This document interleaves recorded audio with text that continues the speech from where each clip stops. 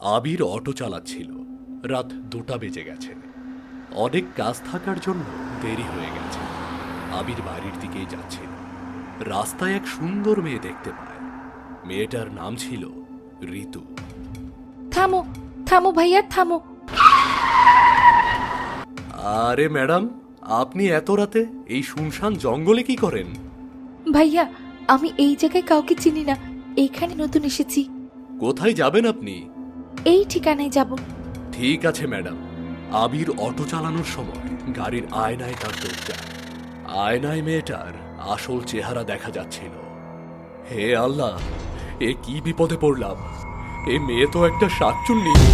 আল্লাহ, আমায় রক্ষা করো, আমায় রক্ষা করো, ভাইয়া এখানেই নামিয়ে দিন। রক্ষা করো আল্লাহ। ভাড়া কত ভাইয়া? আবির টাকা না নিয়ে ভয়ে অটো ফুল স্পিডে চালিয়ে ঘরে চলে যায়। না খেয়ে আবির শুয়ে পড়ে। সকালে যখন ওঠে, রাতে কি হয়েছিল? ভূত দেখেছো নাকি? তুমি কিভাবে জানো? আমি তো মজা করছিলাম। গত রাতে এসেই শুয়ে পড়েছিলাম, খাবারও খাওনি। আমার কিছু মনে ছিল না। আবির আর লিমা নিজেদের মধ্যে কথা বলছিল। তখনই ঋতু দরজায় নক করতে থাকে। আমি কি ভেতরে আসতে পারি? আসুন আসুন, ভেতরে আসুন। এই এলাকায় আমি নতুন। গত রাতে ভাইয়া টাকা না দিয়ে চলে যায়। কোনো ব্যাপার না।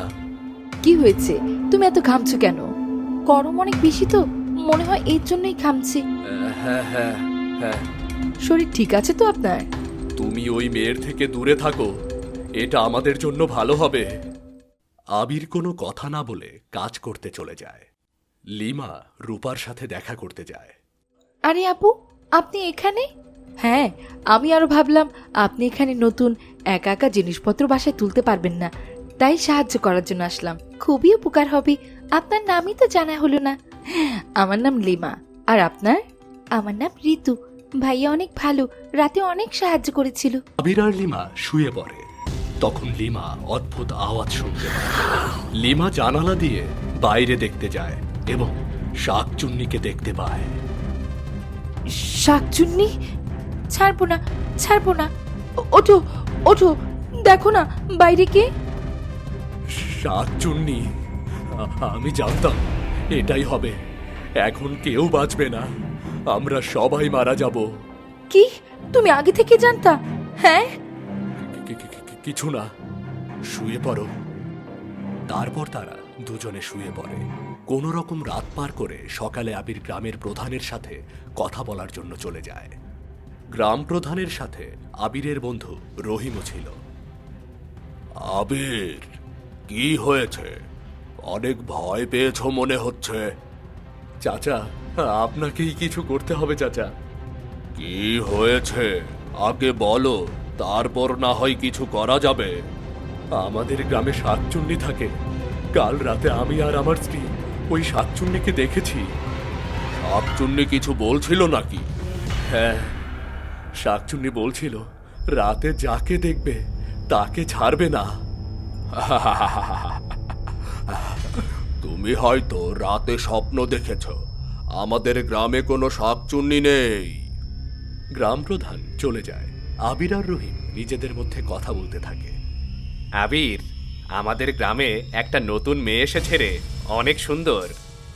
তুমি ওর থেকে দূরে থাকো। কি হয়েছে, এটা কেন বলছো? কারণ ওই মেয়েটা শাকচুন্নি। তুমি অনেক মজা করতে পারো বাপু। বিশ্বাস করো বন্ধু, আমার ওপর বিশ্বাস করো। বিশ্বাস না করলে এর জন্য একদিন পস্তাবে তুমি। একদিন গ্রাম প্রধান রাস্তা দিয়ে যাচ্ছিল। ঋতুকে দেখে হঠাৎ থেমে যায়।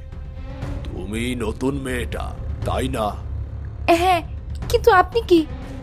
আমি এই গ্রামের প্রধান। ও আচ্ছা, আপনি তাহলে গ্রামের প্রধান। তোমার কোনো সাহায্যের দরকার হলে আমাকে বলবে, কেমন? সাহায্য?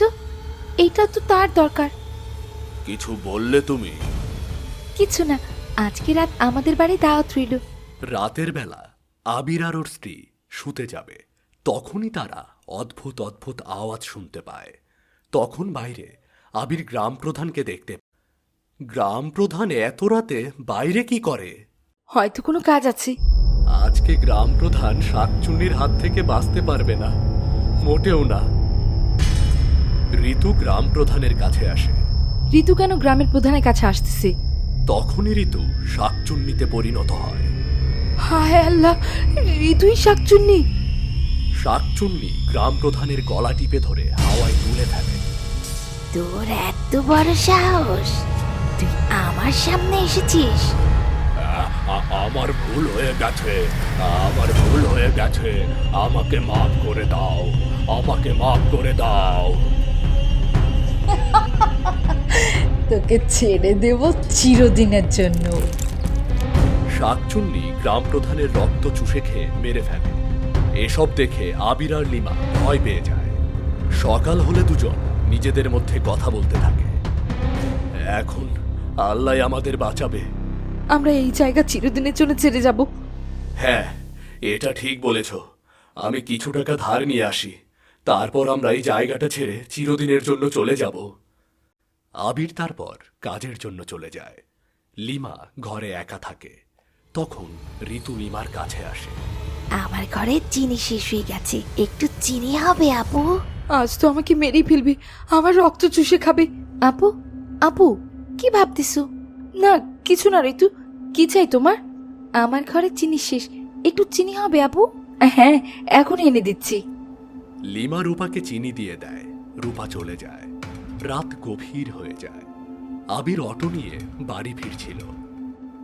আজকে অনেক রাত হয়ে গেল।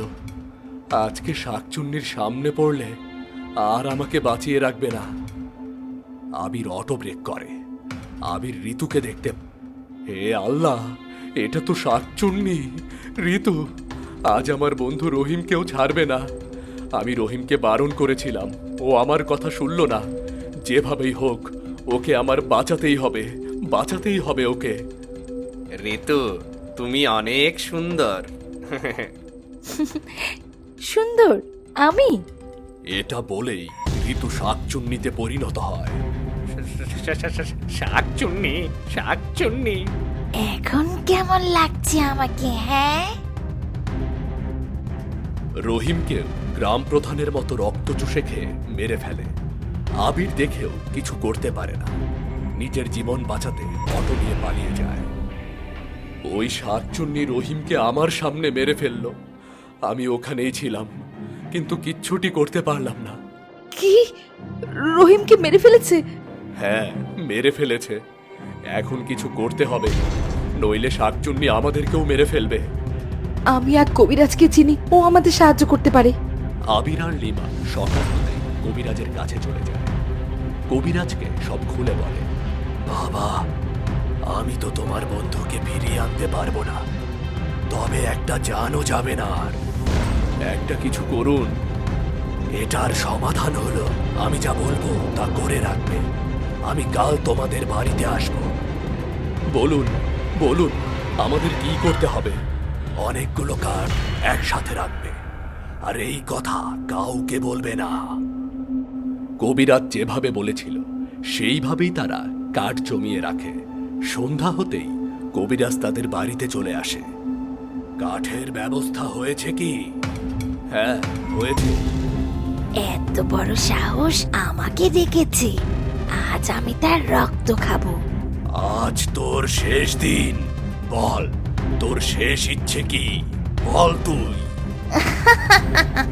হ্যাঁ, তোর রক্ত খাবো। আবির কাঠগুলোতে আগুন লাগিয়ে দেয়। কবিরাজ মন্ত্র পড়তে থাকে।